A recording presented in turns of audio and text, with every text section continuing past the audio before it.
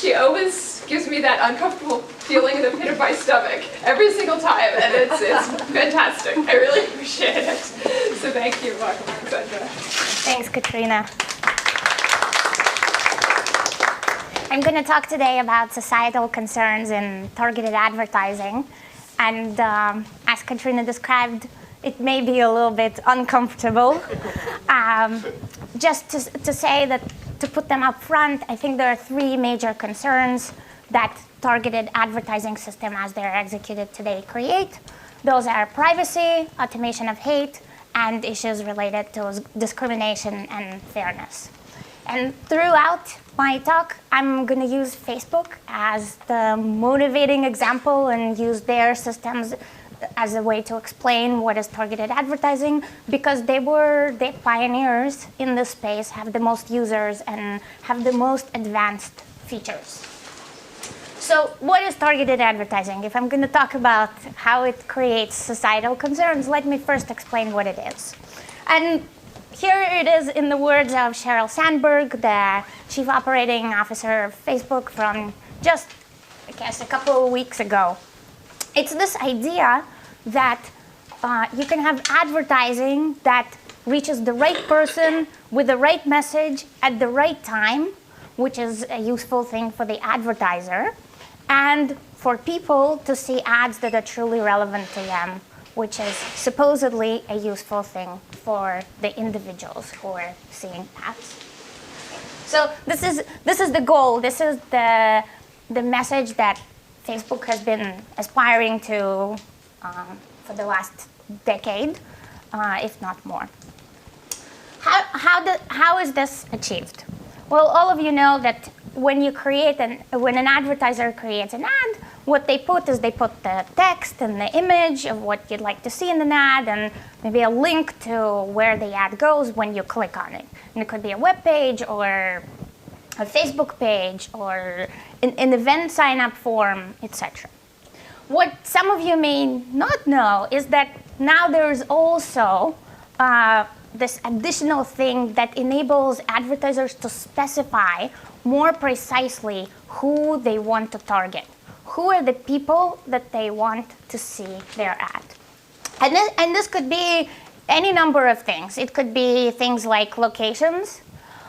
It could be age and gender and languages that the person speaks. And then it can be pretty much anything else that an advertiser can think of, from demographics, from interests, from behaviors. There's a hierarchy of things that the advertiser can pick from, and then there's also free-form text where you can start as an advertiser putting in things and see what it looks like. So for some examples of what it could look like, you can pick people by behaviors. You can say, oh, I want to target people who are interested, who are engaged shoppers, or who, likely to buy for Mother's Day, so forth.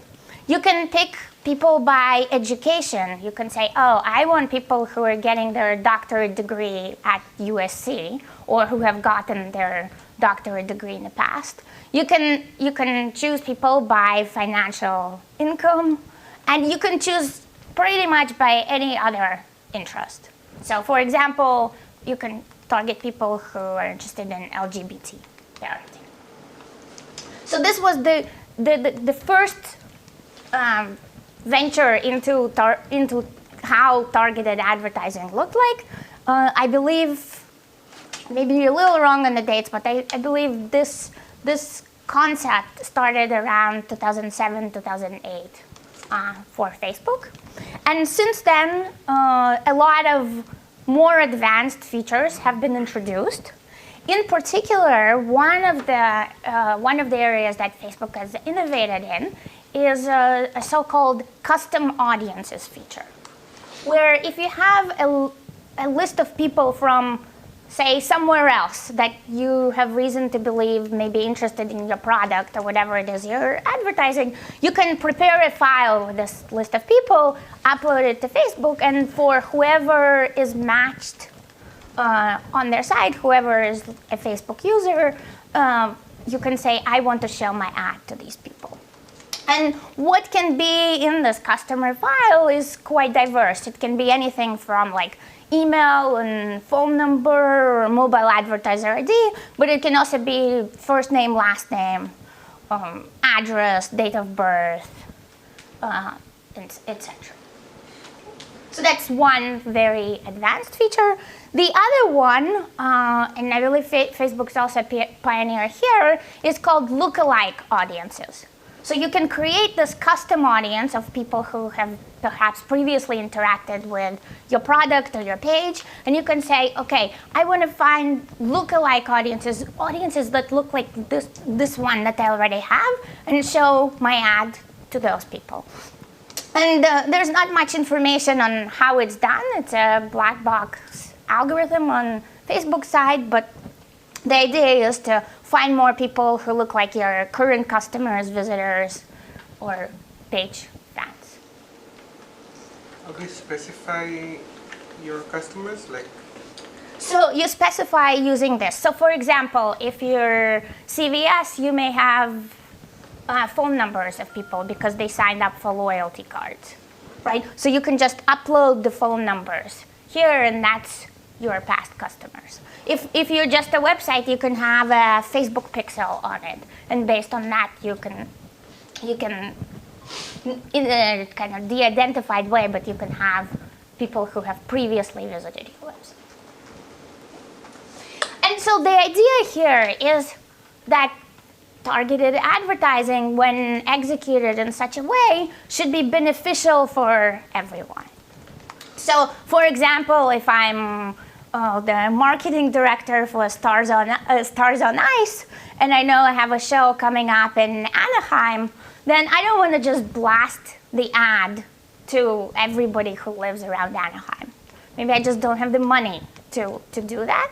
I want to show the ad to people who are more likely to go to my event, and this may be people who, who live near Anaheim and are interested in winter sports, or it could be parents of kids who may be interested in this kind of event, or it could be somebody that I have another access to, that they subscribe to a skating magazine.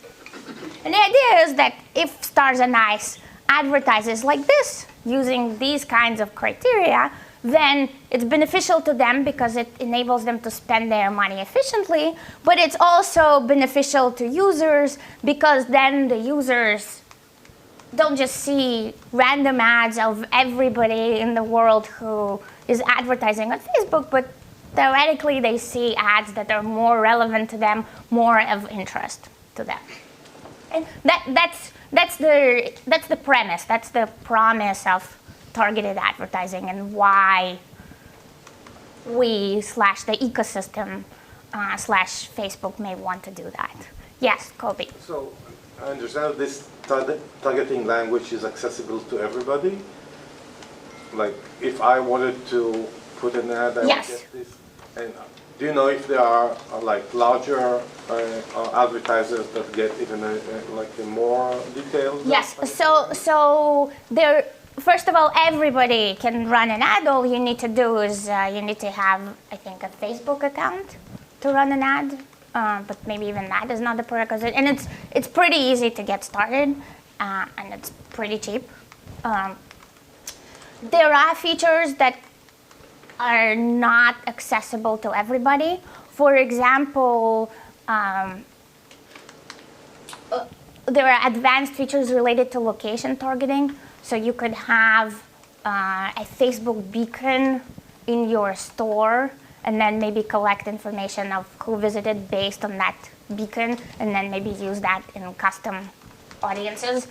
I'm not sure exactly, because in order to get to those features, you need to be an advanced advertiser spending a lot of money, maybe have a established relationship with Facebook. So as a researcher, you're limited into what you can see of these features.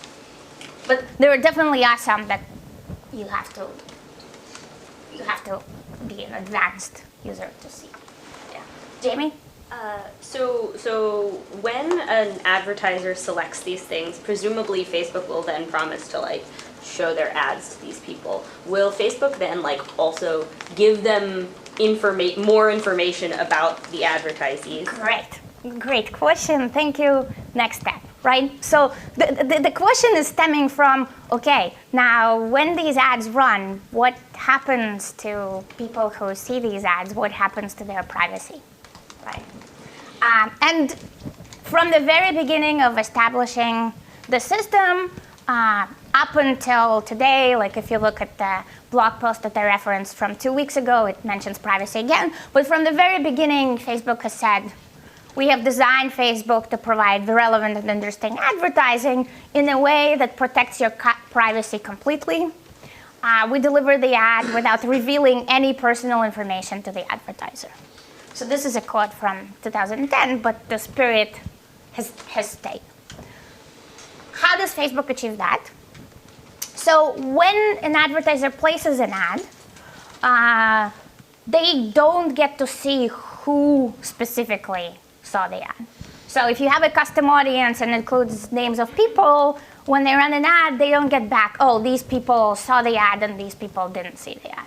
They don't get the usernames, they don't get any immediately identifying information. But they do get very detailed information about campaign performance. So that includes the number of impressions the ad has received, the number of clicks, the number of unique people who saw this ad. There are other engagement metrics, but these are kind of the main three. And then they also get a breakdown by age and gender and location. So you can see how many people in this age range who are female in this location saw the ad. Right. So now, yes? Yeah, just a small thing. So Facebook doesn't share this data with the advertisers, but app developers that build on Facebook do get access to a lot of personal data. And I think the whole Cambridge Analytica comes from that side. Right? So it's related to political targeting, but not to this. And this has caused me a lot of confusion before, because Facebook has been saying this for a long time. And I worked with people who did the advertising campaign for Facebook, who confirmed this. But then when you look on the other side of the APIs, it's different. So just a remark. Sure, thanks. So I think let me say that I'm talking specifically about the concerns in targeted advertising and what the advertisers see. I cannot cover today the situation with Facebook in general and developers. It's also heavily connected. It is. I agree with you 100% that it's heavily connected. So now some of you are privacy experts. When you see something like this and the promise of privacy, I think everybody, I saw Adam smiling. So everybody's like, yeah, okay, let me break this. This must be broken. For one thing, there is no randomization, right? So most likely this is broken. It's just a matter of how to break it. And that's how I thought also 9 years ago. And here's an example of how to break the privacy of this. Say you want to learn something about me. Say you want to learn whether I'm single or married. Ignore that. You can look at my finger and figure that out this way. So what do? You quickly Google me, and you find out, oh, Aleksandra, she grew up in Latvia, and then, Katrina introduced her, she's at USC, and then before that, she studied at Stanford and was, did a stint at Google. And in general, when she is not scaring people, she works on differential privacy. Right? So this is what you know about me in 2 seconds from very public information. So now this is what you do. You become an advertiser, and you run 2 different campaigns. There's one thing that's common about these campaigns. They want to target a person who graduated from Stanford, born in Latvia, worked at Google, now works at USC, is female, is interested in privacy. This is enough characteristics to say that this is a unique person. And now these campaigns differ there's two campaigns. One is targeting people who are married. The other one is targeting people who are single. So you run these campaigns. You just place them, run them. And what is going to happen? Only one of these campaigns will actually be shown. Because I'm either single or married. Right? I'm not both at the same time. So only one of these campaigns will be shown. And you as an advertiser get to see the number of impressions that the campaign has had. So even if I don't click, you are going to know which one is the answer for me just by observing the number of impressions that the campaign has received. Sorry, but can you explain how I know where it's being shown if they don't tell you personal information? You don't need to know where it's been shown. You're guaranteeing that you learning about me by specifying me pretty uniquely. This is a pretty unique profile, right? So you know that the only person who really matches the criteria of the campaign is me, Aleksandra. And then if I were single, then I would match this campaign. If I were married, then I would match this campaign. So when you run both campaigns, doesn't matter where, as long as I'm a Facebook user, right?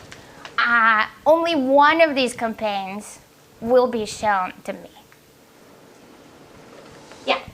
I totally take the demonstration that you're making here, but like I'm curious if Facebook doesn't have information about like your marital status at all, like how would you feel confident about this result? So if it's like 0 and 0, do we think? So, good question. So what you learn is not necessarily true information about me.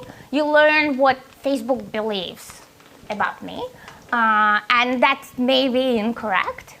But in many cases, it can be accurate because on many people, they do have a lot of data. So, yes? So, as you said, you can do targeted advertising by giving your email IDs. So, does Facebook have a limit on the number of email IDs? Because if it's 1 or 2... Great question. So, I disclosed this to Facebook when I discovered it, and they said, oh, great, this is a problem. We're going to make sure that the audience that you're targeting is at least 20 people. And we're not going to allow running campaigns otherwise. And, I hear Adam again smiling because, what is 20 people? And why 20 people? And of course, we can overcome this 20 people by maybe creating fake accounts, etc., etc. And actually, for the differentially private-minded folks here, the fact that it's a precise threshold can itself be exploited to leak information the same way it did. But then also, right, so this was before there was the custom audiences. So now there is the custom audiences. And now creating these 20 people groups is very, very easy because you can just upload my information and information of 19 other people. 19 fake people. So Facebook on their side has some protections to see that maybe those people are real. And I believe that the threshold on custom audiences is larger at this point. But it's still vulnerable. So, for example, there is another feature that I didn't tell you about, which is called audience insights. So for a custom audience that you create or you get from somewhere else, on this custom audience, you can get insights about the people who are in this audience. And there it's more rich than just gender and age and location. You can get their interests and you can get what pages they like and recent activity and household income, etc., etc. What kind of lifestyles they lead, and so forth. Right? So, and the idea again here is to help advertisers understand the audiences better so that they can then better target their ads and reach more relevant people. Right? But it turns out that this combination of custom audiences and audience insights now made the attack even simpler. You didn't even need to Google about me and get some information about me off the web. What you could do until 2018 is you could run this audience insights on a custom audience of one. So you could just create a custom audience of one person, then not even create the ad campaign, go to audience insights and see what kind of information they have on the person. We reported this to Facebook. It also got the bug bounty. They fixed it. Yes? How many false positive impressions do you often find in Facebook's algorithm? So for example, if someone is not from Stanford but lives nearby, is there also some chance that that person will be shown an impression? I don't know. But my guess is that Facebook is working really hard to prevent fake accounts, fake clicks, etc. So they are doing the best that they can to give accurate information to the advertisers. So I'm not sure that they're succeeding. I think there was a high-profile case related to video views where they were reporting incorrectly the number of views the video has received. But I think they're working hard to be precise, to catch the fake impressions, fake clicks. So, and finally, if you're not scared enough about the custom audiences, etc., here's the deal. If you actually click on an ad, all bets are off. Because what happens is advertisers can instrument the ads themselves to pass along parameters which campaign they came from. And that in itself leaks that you're part of the group that was being targeted. So for example, if the targeting was engaged shoppers, you click the campaign of engaged shoppers, then you're on the website, and then whoever the advertiser is knows that you're an engaged shopper. So the second you click, yes, your privacy is not in a good state. So that brings me to kind of the first large-scale concern, I think, that arises in targeted advertising. It's the question of privacy. And how can one implement this promise of win-win for everybody without really leaking private information the way it's leaking in current implementations? And also, I think the current thought of targeted advertising is, if we want to show ads to people who are most interested to them, then we need to know as much as possible about those people. And so that's leading to companies who run ad platforms to try to sweep up as much information as possible about individuals in order to target. Yes, Helen. So when we take the engaged shopper case, you're saying that the privacy problem is when you click, let's say you click the ad, there's two things that are happening. One is that the advertiser now can connect you to this. But Facebook already knew, because they'd already put you in that category of engaged shopper. So when you click that ad, are you saying that the privacy issue is twofold? One is that Facebook is now getting an affirmation of their having placed you in the engaged shopper category, or does it not update that? So, I mean, it seems to me there's twofold problems. One is the advertiser, and the other one is Facebook getting some kind of verification that the guess they might have had about you and placing you in that category is now confirmed or verified. Right, so I was talking mostly about the advertiser learning something through the Facebook platform about you. But you're also correct that Facebook, of course, is also analyzing who is clicking what, who is spending how much time on viewing which ad, and learning additional information about individuals that way as well. Yeah, so both privacy concerns are there. So on to my next privacy concern. Not privacy concern, societal concern. I think these platforms enable automation of hate. And this is maybe not so surprising, but I want to show how specifically in the context of ad targeting this happens. And remember again the detailed targeting, and where you can say, I want to pick people who are interested in specific interests, and I want to exclude people who are interested in specific things. And this can be quite free-form. So there's a lot of things that one can put here. And as it turns out, ProPublica did just that. And it turns out that if you're trying to find like-minded people who hate Jews, you could do that on the Facebook platform. So you can just select, okay, with my ad, I want to reach people who are Jew haters, who are interested in how to burn Jews, who are, I guess, interested in the Nazi party.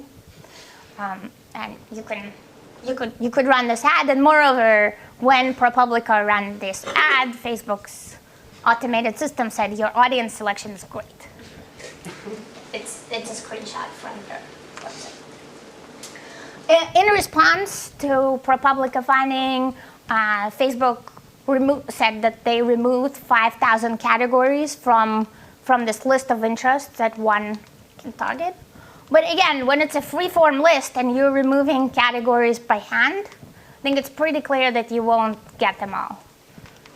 There's always going to be something that you forgot to remove, or unless you really limit the list to a small number of things that you can review by hand. And in fact, after the massacre in Pittsburgh, another reporter, Sam Biddle, saw that you could run the campaign targeting people who are interested in white genocide. So that's one way that automation of hate happens. So if you're one of those people who hate, you can find like-minded. You can collect support for your hate very easily and very cheaply through the system. Here's another way that you can automate hate. Remember I said that you can target by location your campaigns? So in particular, you can target by people who live in a location, people recently in a location, people traveling in a location. And it turns out that you can target pretty precisely. So now, even though nominally there is a minimum 1 mile radius for which you target when you create an ad campaign, it's a very expressive language. So you can say, I want to include people in this 1 mile radius and exclude people in these 1 mile radiuses. So you draw a circle like this, and then you draw 4 or 3 circles here, and then what you end up with is essentially a building that you're targeting. And you can say, oh, I want to target people who were recently in this location. And this specific building is a Planned Parenthood. So now, as an advertiser, you can run a campaign, and it doesn't even have to say, oh, you're killing your baby. You can run a campaign that just shows cute baby clothes, or cute babies in this campaign, and target it at people who are making a difficult decision at the moment. And instead of standing with the posters outside, you can be anywhere in the world making this decision harder for people.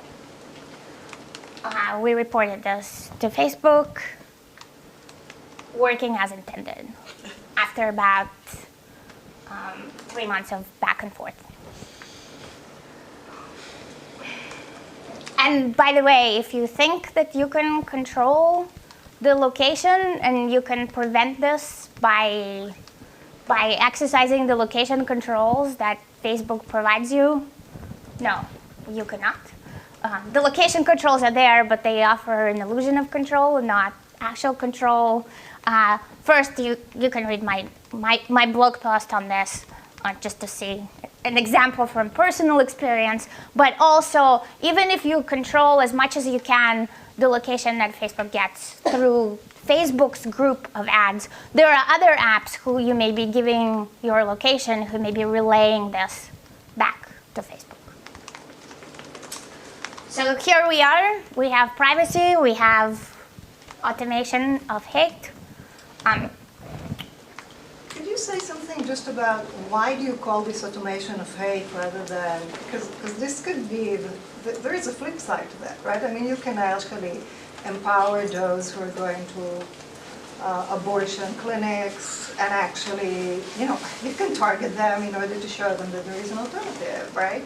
You can actually help people get organized against totalitarian governments. I mean, it's not, the automation is not just of hate, but also of whatever, right? Depending on the content.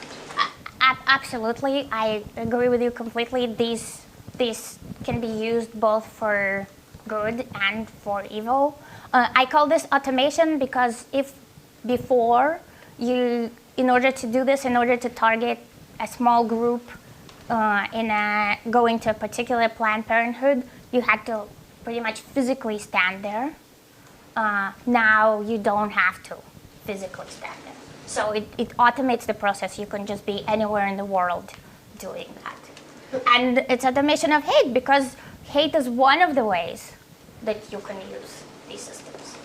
It's not the only one, but I'm not here to talk about the positive things that these systems bring. I think we have the whole Facebook and Google and Twitter and whoever PR machinery to talk about the virtues of these systems. And I don't deny them, they are there. But there needs to be somebody talking about the flip side of these systems as well. So and I guess I'm that somebody by virtue of being an academic. And I would guess that there would be some people that would say this micro-targeting of people in Planned Parenthoods was a very positive ramification. I'm not personally making this claim, but I think there are many people who would say that that's a positive use of Facebook's micro-targeting, whereas using it to foment uprising against a certain government would be considered a negative thing. I think some of these are more matters of perspective, right? That this micro-targeting, depending upon your political view, can be either for any of these examples that we're using. Right, but just in terms of addressing hate, I think there is also a positive side to it, that it's easier to control and monitor and enforce. I mean, because all the Nazis are, right? It's like you can actually, Facebook has the data. You can actually subpoena the data and find these people more easily. It's more difficult to send detectives, right, to do that.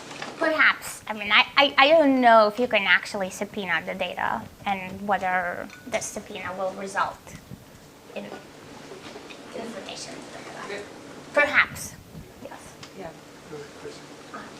Yes. Seda, I think, was next. Okay, so I wonder if we can go to a level higher, because I think okay, let's just do an imaginary thing. Facebook is a logistics company. They're like taking containers around with information, and what they do is to do that as efficiently as possible, and one way to do that is to make containers that are popular go viral, okay? So in that sense, they don't care about whether you're automating love or hate or any other emotion in between, but what they really want is to, engage audiences and make revenue of some sort. In which case, the problem is at a higher level, which is that they're maybe breaking something like contextual integrity, right, by basically removing all contextual information except the ones relevant for logistics, right? And maybe where the kind of violence happens is that all the content flow questions we might have, right? Like, what do we think about hateful information or organizing turns into a logistics question. So they'll say, I will remove that person for you. I will remove that flow for you. And then the problem is solved, whereas the higher order problem of treating all information as logistics and all societal problems as logistics is not addressed. Could that be like a helpful way instead of trying to say it could be good, it could be bad, because they really don't care. Right. So I really like this idea of taking this one level higher, and I think maybe that's one of the reasons Katrina asked me to give this talk, because this really gives an example of we need to stop thinking about these just like as individual examples. We need a bigger picture view. We need a more foundational view. Maybe the same way differential privacy thought about privacy. Maybe the same way contextual integrity thought about privacy. Right? We need to take this bigger view, and who better to do this than this group that has experience in taking the better view and bringing the better tools into the conversation. Can I do a very small addition? I think it's absolutely crucial, but one of the things that Facebook has done from the beginning is only allow people to like things. And I think that shows that their intention is maybe not just increasing ad revenue, that's quite clear, but there is the assumption that by this sort of tricks, you can solve the problem. And I think that's very important. Yes, even if you only allow people to like, that doesn't mean they're not going to like hate speech. So there's an assumption that this may be solvable by way of algorithms or etc. And that's basically what you're questioning. Yeah, I mean, longer conversation, but I think all the solutions they propose are logistical ones, right? Like they basically say, we will look at the like button. Right. And you know, they have now different offers like, do people share news? And if they don't, then we can maybe reduce the quality. Like we can say the quality is less because they read it and didn't share, so it must not be good. Like, you know, and these are all not about the content, but how you interact. And again, like information is containers and logistics, and not going into. It's not about knowledge. It's not about reasoning. It's not about values or morals, right? Like that's, I think, the thing that we need to look at and say, what do we mean by that, and what do we want to do with that? Great, thanks. Deidre? So for me, I think about the reaching people at vulnerable moments, the example you're using, the geo-targeting, as about attacks that are presence-based, right? And we think about like your presence in a particular location as being something that leaks information in and of itself. And I'm just curious about why you didn't conceptualize that as a privacy issue versus an automating hate issue. And in the other way that I would think about it, that would move away from, you know, is it about hate or is it about love? It's trying to influence somebody's decision making, right? And when we think about privacy, we think about zones of autonomy and zones of autonomous decision making. And you know, I think part of why you were using the Planned Parenthood example is that we have this understanding that there are times in people's lives, I mean, we're not, you know, fully autonomous beings, but there are times when we kind of try to privilege. This is a decision you really get to make on your own, and it's the intrusion at that particular sort of decision-making point. So I think like the automating hate might complicate some like different kinds of abstractions that you might make, and understanding presence as something that can be very revealing is something like in health privacy law, right? You can acknowledge whether or not somebody's in an institution generally, but not if it's an institution that only treats people for mental health, just as an example, right? Because we understand that their mere presence tells you something about their health status, whereas telling you that they're in the hospital, right, doesn't tell you the same sort of information. So I think it like connects to different ways in which we conceptualize the leakiness of certain locations. Thank you. I agree with both comments that this can be both in the privacy space and in automating hate space, and also agree that this needs a better name, better conceptualization. Let's take that to the Unbaked Ideas and think about this as part of that. Chris. If I could empathize Ida's point, I think the problem here, and as she's put it, is there's these series of hacks to fix this system. But I think the problem is with the underlying system, in that it doesn't care about your subjective preferences and dreams or whatever. What it cares about is how you act. And so it's behavioralist. And it's ultimately, it's behavioralist in the same sense that as researchers, we care about what research subjects do and we don't necessarily care about what they think or if they like a different world and so on. So I see this, like the social concern to me is not necessarily privacy or these other things. It's that the system is a liberal. It doesn't fit a kind of classical liberal framework of respecting individuals for their wants and involving them in these decisions. Instead, it's just asking the question, is Aleksandra here? Is she there? Did she do this? And so we are basically all subjects rather than people. And I wonder if that makes sense to, to think about. Objects, not subjects. Yeah. Subjects. Yeah. So I just see this as a liberal in an enlightenment sense, and that's why we should care about these things. Thank you. Okay. Agree. Okay. To the unbaked ideas, I don't think it's unbaked. to the how to turn this from like understanding and conceptualization the way you guys conceptualize it to actionable things that ad platforms could do.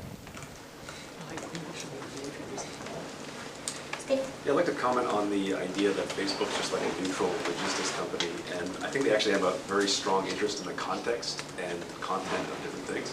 And this is not from interest for the good of society, it actually impacts their advertising bottom line, because advertisers don't want to advertise their Pepsi next to some knots and posts. Facebook wants that stuff off of there, they just want like a really sterilized, happy content. And so they actually have a lot of interest in getting the stuff off of there, and I would not think of them as just like, oh, they're a network and they're going to let whatever goes by and not care what's inside. Can I? Yeah, Kobe. I also want to push back on this idea that Facebook is just doing like a logistics operation here. I think that would have been true if Facebook would have never looked at the information or analyzed it or tried to see what's in there, just transformed boxes with information from one end to another. But this is very far from what they're doing. They're actually really analyzing the behavior, they're really analyzing the text that is written, the likes and so on. And so I think this is giving them leeway and a way to get around the question of being responsible for things that they are doing. I think because Facebook is not really doing a logistic operation, we need to look beyond the framework of contextual integrity that mostly looks at the logistic parts of how information is handled, how information is transmitted, and so on, because we need to also look at the question of how information is being actually used by Facebook. So this is one comment. And the other one is I really agree that we should try to analyze the mission that Facebook has as an advertiser, not only Facebook, also the other online advertisers, and to understand and quantify exactly the limits or the amount in which these systems actually contradict what we understand as privacy. And this is work that we haven't, except for some work that you've done, but we don't have like a theory that encapsulates this. And this is something that we should do. And again, this audience is the right audience for that. Thank you. I agree with Kobe. Can it Yes. Holtz, just because we're. I'll make a brief okay. point. Yeah, just one thing that doesn't really directly contradict anything anybody said, but makes solutions more complicated, is that it's also not especially accurate to think of Facebook as a monolithic entity, right? It's this kind of largely organized collection of people implementing this somewhat organized platform. No, it's not the case that there are people at Facebook who understand, like any one person at Facebook who understands all the moving parts, right? People have different views at different levels, but that makes it extra complicated. Assigning intentionality to some of these decisions is maybe like not quite the right perspective. I want to push back on that and say that, if this is what you as a very wealthy company have been doing and positioning as your competitive advantage, If you don't have people who understand the system, then you should hire those people and have them work and understand the system and have the intentionality and have the full. Yeah. So Factually, currently. Yeah. I'm not meaning it as an attack on any particular Facebook employee, but as a company that's doing this, I think the company has responsibility to do this right.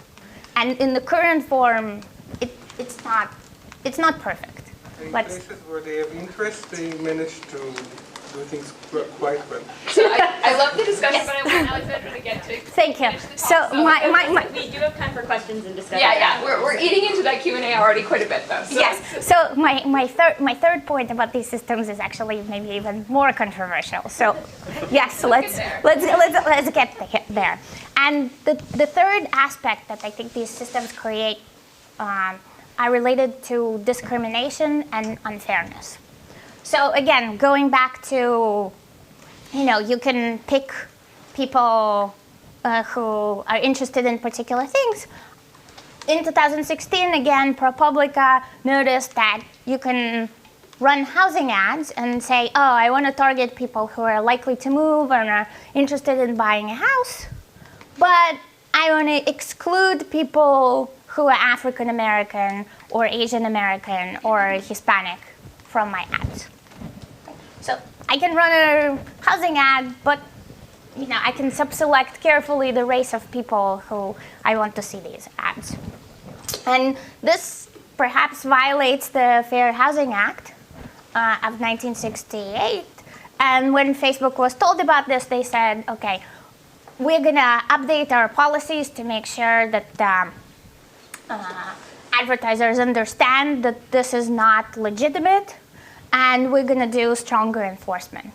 But when the same authors checked about a year later, all the same things were still possible on the platform. Similar thing happens in relation to job ads. Again, ProPublica found that companies were using Facebook to exclude older workers from job ads. Remember, you can select the age range, and they were some advertisers were targeting only men, even when gender wasn't fully relevant to the job ad. And Facebook's response to this was, we're just a platform, and this is the advertisers engaging in behavior that should not be acceptable. But actually, this is also an accepted industry practice. Everybody's doing this. And perhaps this violates the Federal Age Discrimination and Employment Act. So there was a lawsuit brought against Facebook on these issues, and it was settled just about a little over a month and a half ago. And here's Facebook's post announcing how they're going to address this issue. They're going to do more to protect against discrimination in housing, employment, and credit advertising. Specifically, the post emphasized that the policies prohibit advertisers from using the tools to discriminate. Then anyone who wants to run housing, employment, or credit ads will not be allowed to target by age, gender, or zip code. And that advertisers, in general, advertisers who are running housing, employment, and credit ads will have a smaller set of targeting criteria that are available to them. So this is a great step, right? But the question is this really enough? Is this fully addressing the core of the issue? This essentially puts all the blame on the advertisers and says, okay, if we make sure that our tools don't enable advertisers to discriminate, then we're in good shape and there's no discrimination that's going to be happening on the platform. And I don't think that that's the case, and I think many people in this audience have worked on this question for many years. And let me just explain why it's not the case. The ad delivery is a complex process. There is a lot of things happening when the platform is deciding who's going to see each ad. Remember the promise that users are going to see ads that are relevant to them? So whether or not Facebook estimates that the ad is relevant to a particular person plays a role in whether the person will be shown an ad, even if the advertiser targets them.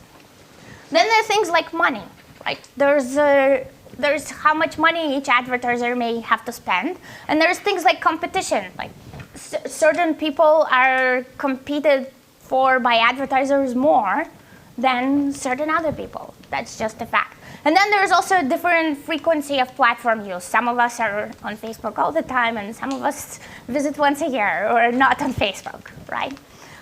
So combination of these other items can result in unfairness.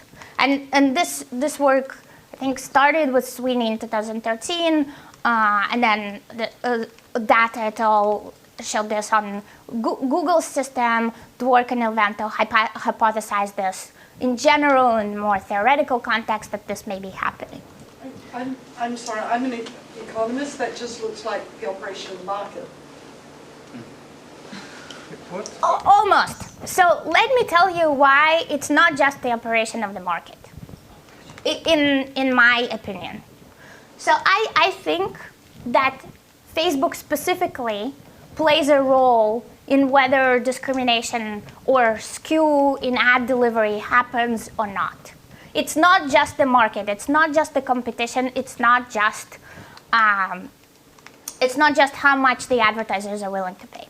And let me show it to you with an example. Efficient operation of the market is not itself like a moral good. Good choice.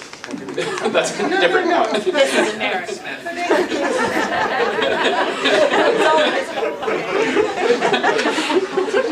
Two books, all right? Not just one. Okay. Two different books. Okay. Folks, this is not just the market, okay? We'll debate the merits of the market argument offline, but it's not just the market. And this is in joint work with collaborators at Northeastern and also at Upturn, which is a nonprofit in DC. Here's what we did. We decided, okay, we want to measure the racial bias in ad delivery.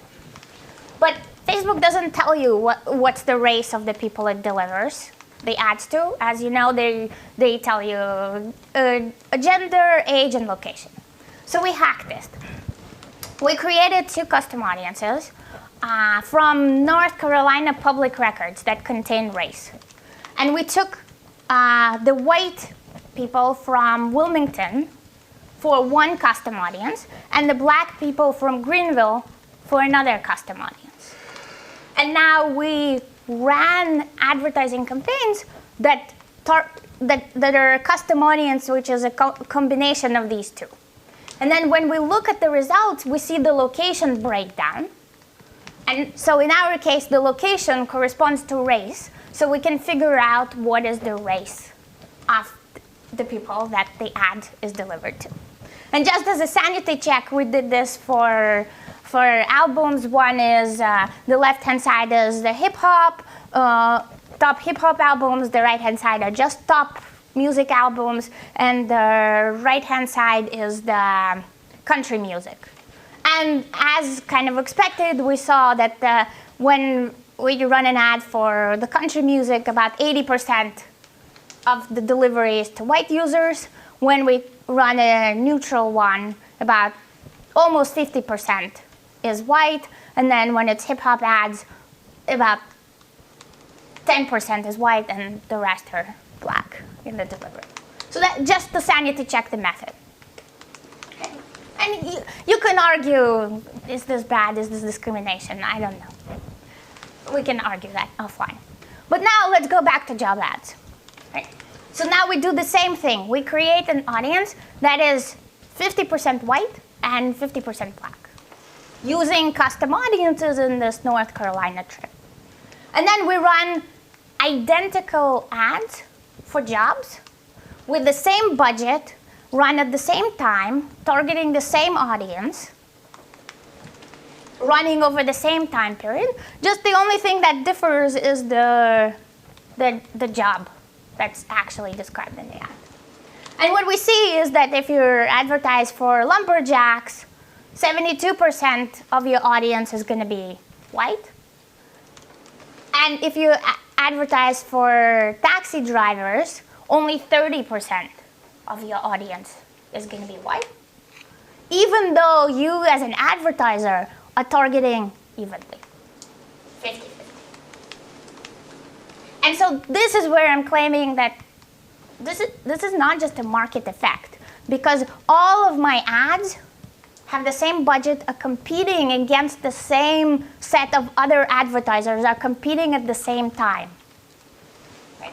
So if it was just a market effect, I would just see, maybe the split wouldn't be 50-50. Maybe it would be somewhere here, but it wouldn't be so pronounced for the difference between lumber and taxi. The market discriminates, and there's lots and lots of literature about that. But I don't see why. So I don't see why.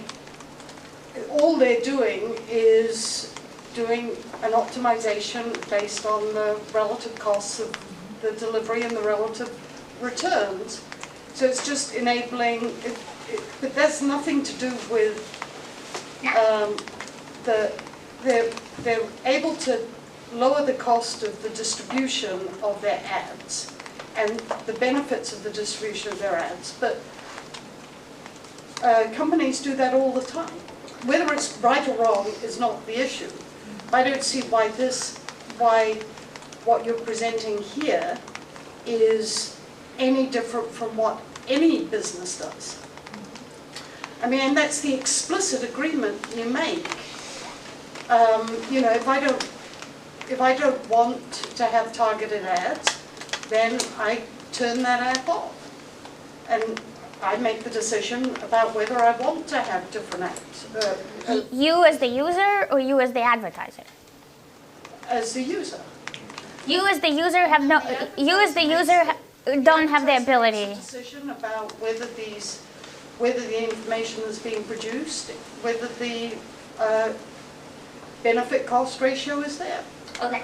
I have 2 minutes left, and we get into the discussion. So let's take this offline.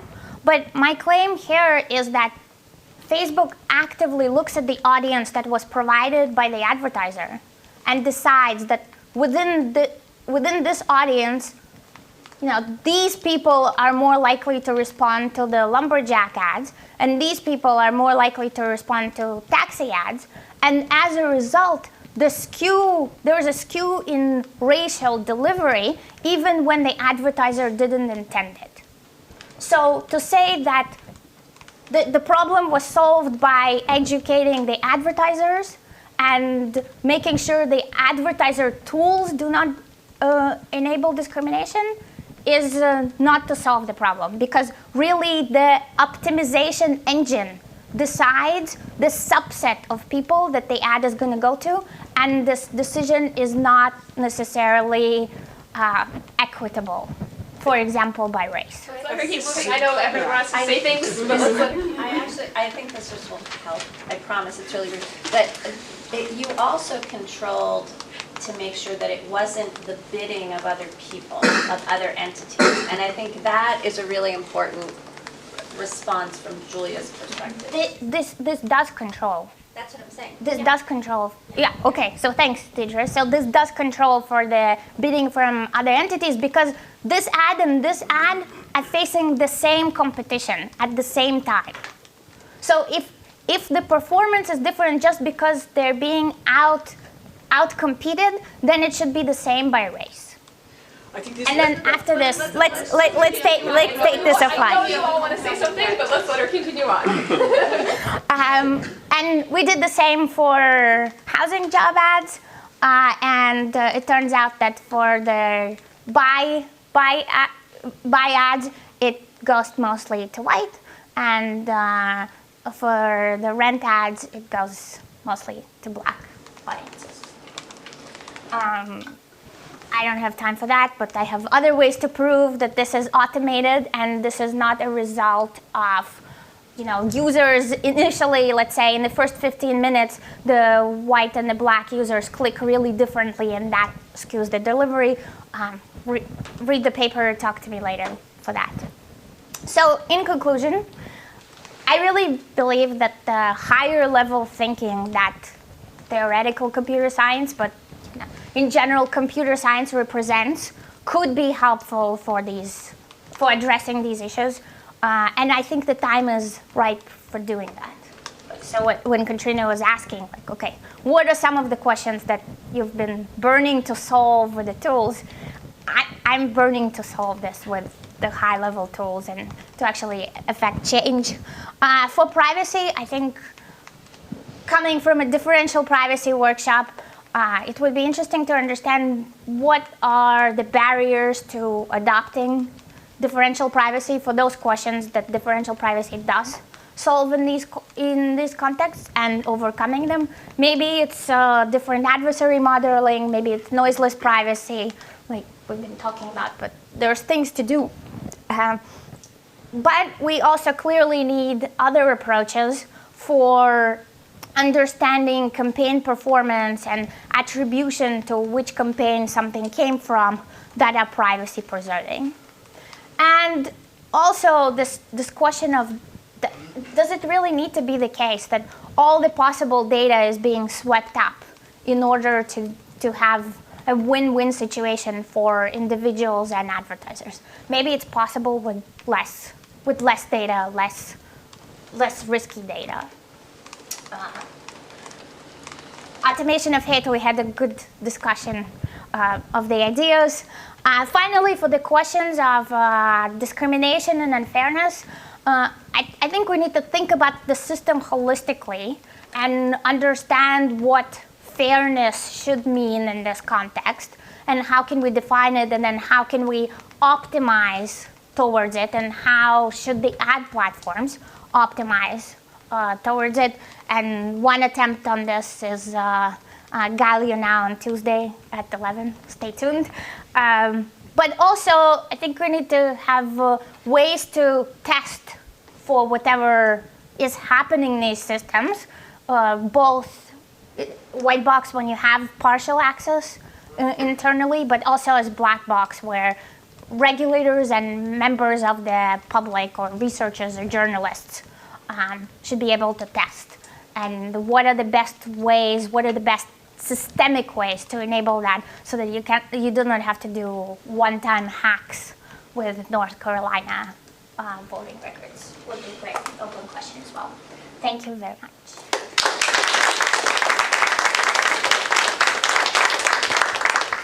Great, thank you. Now we have a comment from Jamie. Yeah, so I think I want to, this is supposed to be questions and discussions. I have a few things that I want to mostly let people discuss because I think people have lots of things to say, but I had a couple of a couple of minutes of discussion. So one thing that I noticed both while listening to your talk and hearing the comments from the peanut gallery is the idea that, you know, we need to generalize and abstract from specific examples to thinking about sort of more foundational questions about what we like or dislike about what targeted advertising allows. And I actually want to not disagree with that as an important direction, but say that abstraction and generalization being fundamental to computational thinking might be one of the reasons we found ourselves in this place to begin with. So the fact that computer scientists want to solve the most general problem possible, ignoring the context from which a data set has come, might really be one of the reasons we found ourselves in this place to begin with. So, you know, foundational to solving problems as a computer scientist is thinking in sort of this abstract general way, but I think it can actually be problematic in some ways too. I also want to sort of guide people towards thinking about whether thinking about blame is necessarily the best way forward. So we're currently in a situation where there are all sorts of advertising platforms that are doing all kinds of personalized, targeted advertising. And I think we generally say, who's to blame when something goes wrong? And I think perhaps a more fruitful way to move forward is to think about which parts of these ecosystems are most ripe for useful interventions. Not necessarily who is responsible, but instead thinking about who has the right information, tools, and position in these markets.